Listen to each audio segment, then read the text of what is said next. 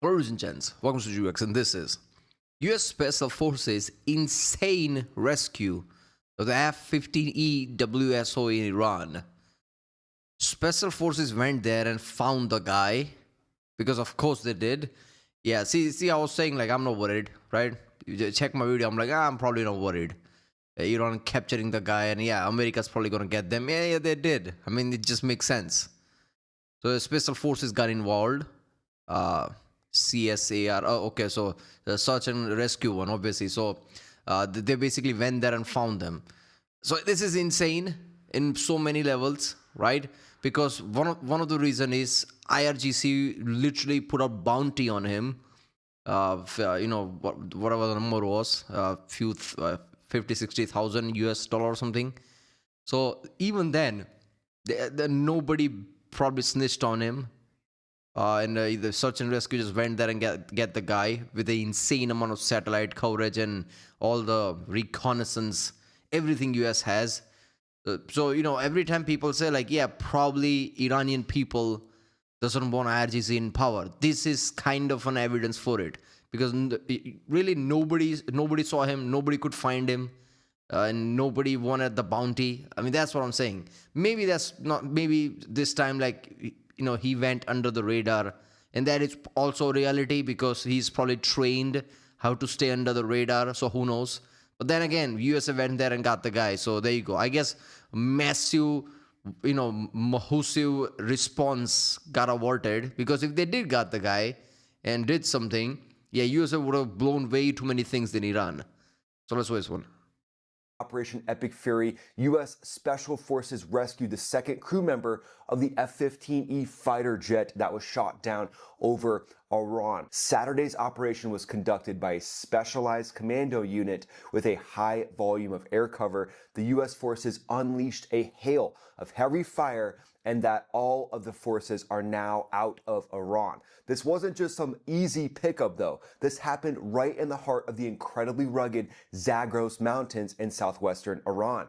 In the Chamahar and Bakhtari province near Dishat, we're talking steep, jagged ridgelines topping over 7,000 feet, deep, rocky valleys, loose shale slopes, and unforgiving high-altitude terrain that's insane. Perfect for hiding, but absolutely hell for moving fast, especially when you're injured and being hunted by the IRGC. This video will recount the actual rescue operation of the F-15E Wizzo. And President Trump posted this. He said, "We got him. My fellow Americans, over the past several hours, the United States military pulled off one of the most daring search and rescue operations in U.S. history for one of our incredible crew member officers, who also happens to be a highly respected colonel, and who I am thrilled to let you know is now safe and sound." This brave warrior was behind enemy lines in treacherous mountains of Iran, being hunted down by our enemies, who were getting closer and closer by the hour. But he was never truly alone, because of his Commander-in-Chief, Secretary of War,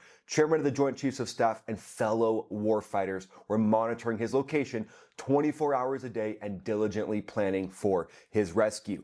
But the IRGC wanted to get him first. The Islamic Revolutionary Guard Corps was searching the entire area, including using their elite units and local militias. They swarmed the Black Mountain area with everything they had.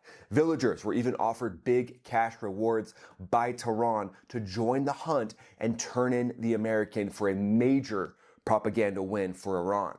But America answered the call with overwhelming force. Elite special operations teams, including Air Force Special Warfare Pararescue Men, the legendary PJs, so that others may live is their motto, and Naval Special Warfare Development Group operators were on the ground as well. Integrated team of special operators making it happen. Likely Delta Force could have been involved, Army Rangers, Green Berets, and then backed by the 160th Special Operations Aviation Regiment, also known as the Night Stalkers. They fly the MH-6, the AH-6 Little Birds for lightning-fast insertions, fire support, HH-60W Jolly Green helicopters for heavy combat rescue airlift, and A-10 Thunderbolt IIs overhead for brutal close air support. And this video right here is said to be the actual final firefight. This is the final scene with likely A-10s rolling in, striking down some of these combatants that are trying to get to the F-15E Wizzo before U.S. forces. A massive firefight took place. MQ-9 Reaper drones were overhead. And speaking of MQ-9 Reapers, this report just came in. U.S. MQ-9 We have footage of it. So America just went ballistic. Is what happened here. They're like, oh, okay, sure, okay, fine. You know what? Here we go. Here are all special forces from Delta Force to Night Stalker and everything. Good luck with that shit.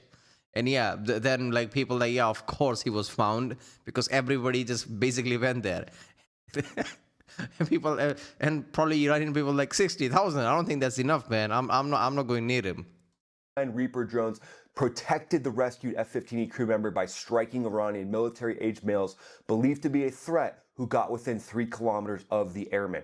A person familiar with the operation told Air and Space Forces magazine this exact quote. MC-130J Commando 2 transports slipped into austere strips deep behind enemy lines, and likely even F-15E fighters going out to protect their member of their squadron, plus A-10s, F-35s, other birds up ahead providing air cover and jamming Iranian systems and signals and communications from Tehran to the IRGC. And President Trump also said this. He said, "We have rescued the seriously wounded and really brave F-15 crew member officer from deep inside the mountains of Iran. The Iranian military was looking hard in big numbers and getting close. He is a highly respected colonel. This type of raid is seldom attempted because of the danger to man and equipment. It just doesn't happen." The second raid came after the first one, where we rescued the pilot in broad daylight, also unusual, spending several hours over Iran. An amazing show of bravery and talent by all. This was one of the Yeah, see, this just makes sense, right? Because we hear about Hawks getting damaged, we hear about A-10s getting damaged. Yeah, because a guy was on the ground, there was no option. USA usually avoids this, right? The way you use your equipment is its most important part, and this is why you never heard of US things getting damaged, because they would never use in a way that there is even chance of getting damaged, right? But in the end of the day, equipment is equipment, and if you have to use it to find someone which is critical, yeah, you're gonna get close, you're gonna get damaged. That doesn't mean much. People took that as see now, see, look at in the war, America's not so invincible. Yeah, but it's a different scenario. They're not trying to do an objective or achievement. They're trying to rescue a guy. Of course, like, things gonna get very close. The most daring search and rescue operations in U.S. history, and it reminds the world that the U.S. will never leave an American warfighter behind. No Americans were killed in the operation. The Wizzo injured but safe, and U.S. forces proved total dominance. Today, we're walking through every fact that we know and the full story of how this daring rescue operation culminated in the safe rescue of this weapon systems operator, but it did culminate in one of the biggest firefights during a rescue operation in U.S. history. And this going down is going to change everything that we've heard about U.S. special operations versus the Islamic Revolutionary Guard Corps. So it all started April 3rd, 2026, when that Was there a doubt? Okay, I didn't know there was some kind of a doubt, but yeah, I mean, yeah, the U.S. Special Forces, yeah, there's not much of competition there. F-15E Strike Eagle was taken down by Iranian fire over the Zagros Mountains near Dishat. Wreckage photos surfaced fast as Iranian forces claimed the kill of the shootdown. Both the pilot and the highly respected colonel ejected safely, but they were separated on the ground. They ejected at altitude so the winds can change the trajectory of those parachutes. They could land a mile or two away. The pilot was rescued the next day in an initial CSAR push, but the HH-60W Jolly Green helicopters that got the pilot took incoming fire and were damaged severely. Even crew members on those helicopters were wounded, but they made it back to base safely. U.S. officials stayed quiet on the second rescue to protect the colonel while he was evading. Meanwhile, IRGC units behind the scenes and locals around the Black Mountain were actively hunting the colonel with bounties on his head of 60,000. Now, I've seen people say that those two IRGC people on the ground shooting at the helicopter doesn't really damage them. Now, I know small caliber doesn't damage them, but what was the rifles? If they were like big enough caliber, like something like 308 Winchester or something, or what is it, like 556 by 54 or something, right? Yeah, something like that. No, 756 by 54 or something, which is close to 308, right? If it's rifle like that, like by, those PKM style AKs or something, if they're using that, wouldn't that actually damage the helicopter at that distance? I think it would, right? And it would also hurt the crew member because IRGC knows like these are helicopters and like small calibers not going to do anything, so they wouldn't waste their time with it. So yeah, it's I feel like that is kind of risky, and that probably did some damage as well. But yeah, the operation was going underway, and you got to do what you got to do. US dollars, turning the entire region into a high stakes game of cat and mouse.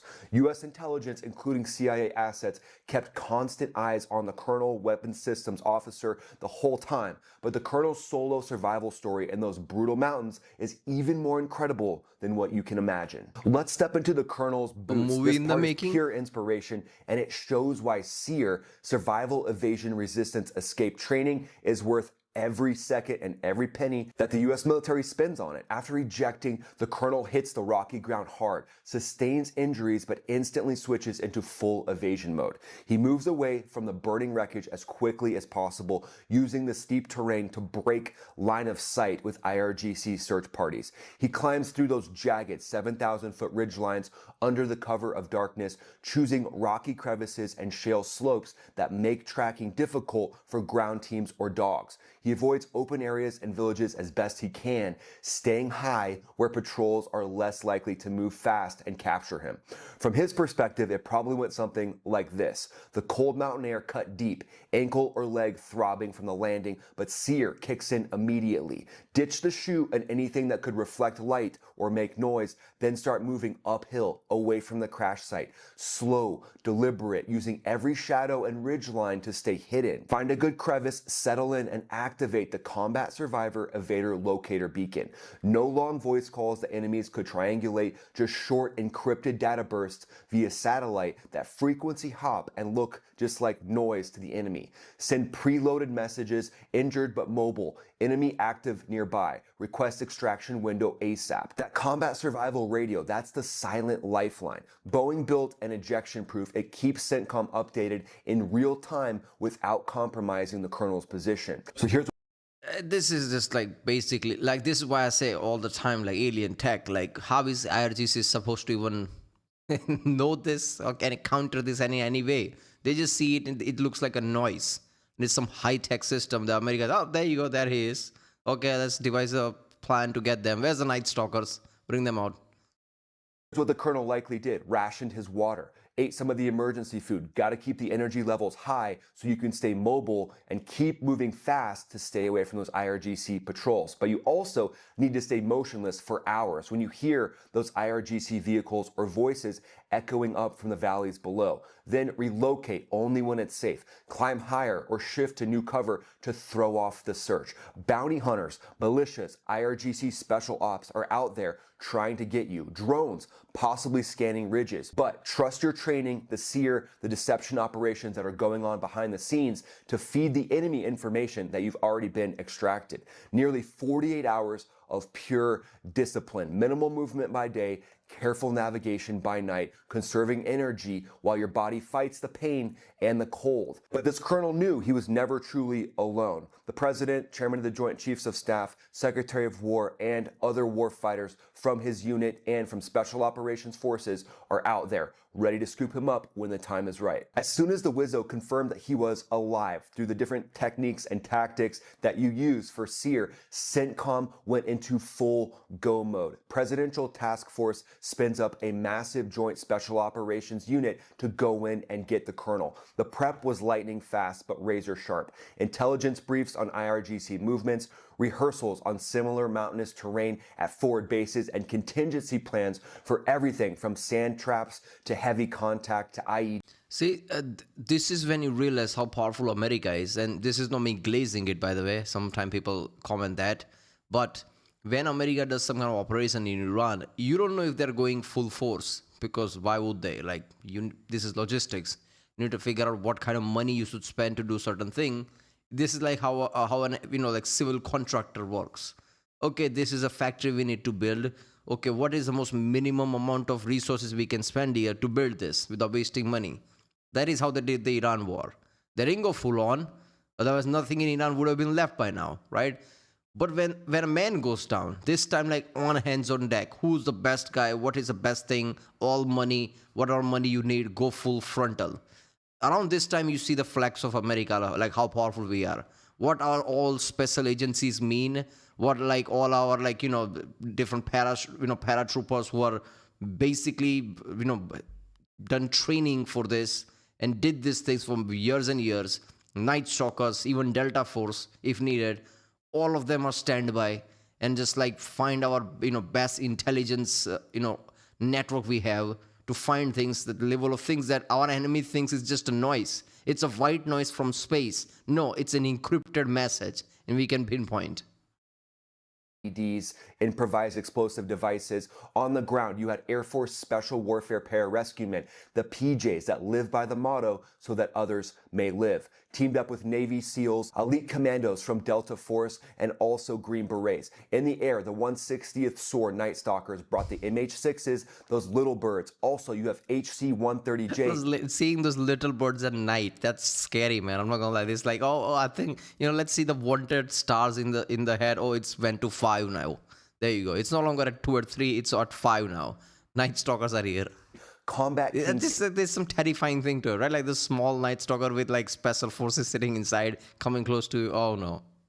Tankers for refueling, and MC-130J Commando 2 transports that can land on rough strips deep in enemy territory and get everybody out. Reports are saying, and also this video right here from inside of Iran is a sighting of a C-295W from the secretive Air Force Special Operations Command's 427th Special Operations Squadron flying at low altitude over Iran during the operation. This is a rare glimpse of the highly specialized platform supporting deep penetration missions. And then overhead, A-10 fighters with their GAU-8 cannons, MQ-9 Reaper drones for eyes in the sky, plus surveillance and electronic warfare aircraft jamming Iranian radars and comms. This was years of training and investment coming together in real time. But none of that prep would have mattered without the intense close-quarter battle that erupted once the teams hit the ground. Under the cover of darkness late on April 4th, stretching into the early morning hours of April 5th, 2026, the rescue package went in deep, straight into contested territory south of Isfahan, near missile bases, nuclear sites, and Iranian assets. Night Stalker helicopters inserted the Special Operations ground teams near the Wizzo's hide site in the mountains around Dadasht and Black Mountain. Reapers and strike aircraft provided overwatch, while the team linked up with the colonel in his hiding spot, stabilized him right there, and started moving him out. But that's when Iranian forces, who had been hunting them relentlessly, closed in hard on the extraction site, triggering a massive firefight. U.S. Special Operations unleashed a high volume of heavy suppressive fire, fighting with everything they had so that others may live. Also, A-10C Thunderbolts up overhead rolled in with devastating close air support, while Little Birds added rockets and mini gunfire. It was fierce and close quarters, and there's rumor. Yeah, little bit with the small rockets that is like mahusu because they're rockets, right? And A-10 doing A-10 thing for purpose of A-10. Imagine like A-10 flies, like, yeah, now you're doing your thing. It's like, what, yeah, close up present, there's the enemy line. Like, yeah, I know this. Of burned out Little Bird wrecks at the crash site, showing exactly how hot the engagement got in the Dadasht area. This is one of the deepest penetrations into defended Iranian territory in modern times. Iranian forces actively trying to stop the rescue, but warriors from the USA held the line. They protected the colonel and kept the fight under control. But after that firefight, the exfiltration brought its own edge of your seat drama. A few decades ago when things went down and when the US lost a lot of soldiers trying to do operation, I think people keep thinking about that and think about like, yeah, that's what happened back then. Like, this time it's not gonna be nothing changed. Yeah, America changed way too lot since then because of that. One of the reasons, right? America learns from mistakes and learns hard. Like, just completely avoid the scenario completely. Look at how the aircraft carrier is not even coming close to Iran. Why would we do that? There's no need for it. Why risk anything, right? So America's modern doctrine is mostly, let's not risk it, right? If there is any scenario that comes close to risking it, let's not do it. Find alternative. We have the technology. So there'll never be scenario where you hear about like anything American failing, like operation failing. It'd be very insanely rare. And some kind of a really bad luck must have happened to do that. Usually that would never happen. And this is the reason. America is very methodical that way. This is what I've been saying for last month, and people are like, oh, why are you saying pro-America things? Because I know this. This is how they work. It's very scientific, very mathematical in a lot of ways. It's not easy to fail, right? When you work with that kind of playbook, you just know what's going to happen. Even if it doesn't happen, you have other 10 things to do besides it. Like, okay, if not this, let's try this. All of them are going to be somewhat safe because they'll never take a risk like that. Force, now with the freed colonel, rendezvoused at the remote, austere Ford airfield and Ford arming refueling point just south of Isfahan. Multiple MC-130J Commando 2 transports landed inside enemy territory to pull everyone out, but 2 of the MC-130Js got bogged down in the soft sand, wheels sinking in with no safe way out. With Iranian forces closing in, there was zero time to waste. U.S. Special Operations teams rigged demolition charges and destroyed the aircraft in place, setting them ablaze to deny Iran any technology, wreckage, or propaganda win. Thick black smoke rose from the hulks and burned out little birds were also left at the site after their critical role in the fight. The call went out right away. 3 replacement aircraft came in, maybe those 295Ws, loaded the entire force, including the stabilized colonel, and exfiltrated everyone safely out of Iran and back to friendly airspace. Mission complete, no loose ends left behind, proving once again why America's military is the greatest fighting force the world has ever seen. So from the colonel's solo evasion perspective in those brutal Zagros mountains to the intense firefight and gritty exfil, this operation showcases exactly what makes the U.S. military unmatched. Elite teams executing their operations under fire, world-class aircraft and systems delivering results, and that ironclad American commitment to never leave a warfighter behind. The Wizzo sustained injuries but is now safe in friendly territory. So hats off to the rescue teams. So proud of all the different special operations forces and the See, here's another thing I just thought of. Like, here's what I'm gonna say. You know, people usually say like, oh, America just have money, America just have technology, and some country like China can just catch up to it and as good as it. Okay, I'm gonna say like this. You have a good processor. Let's just say you have a great processor, like a new, like Apple M4 chip or whatever, equivalent processor, great. Do you have the same software and algorithm, right? Do you have the same coding? Every single code, that there's a millions of code in the smaller software. Do you have all the same codes in it? Just processor doesn't do anything. Oh, look at that, you have the best equipment. Okay, but do your soldiers know what to do? Is there a doctrine in place of some level? Is there some kind of a, all the things that, Night Stalkers do, Delta Force do? There's a reason behind this. Trial and error, previous failures a few decades ago that changed the doctrine. Do you know all these things? No, you can't just wake up one day and now have the technology and you are as good as America. That's not how it works, right? You can steal, let's just say you can steal an M4 chip from Apple. You're not going to make a next iPad or iPhone. Not iPad, right? Next iPad or new Mac or something. You're not going to do that. Even to this day when we speak, like Apple's Apple software is so good that with a half of the battery, they have the same life as the Android phones and things like that. 3,500 is equal to 6,500. That's software. Similar things with the forces, like all the things they've trained, all the things they know how to act, what to do when, all the command structure. You're not just going to wake up one day and copy it. Special aviation units that made this happen, as well as the fighter pilots that were up overhead protecting this whole operation, the drone operators that were the eyes in the sky protecting this weapon systems operator. My hat goes off to all these exceptional warriors that were involved in this operation. What part of this rescue operation are you most fired up about? Let me know in the comments below. Would love to hear what you think, and then go ahead and follow me on X. Well, I don't know all of it.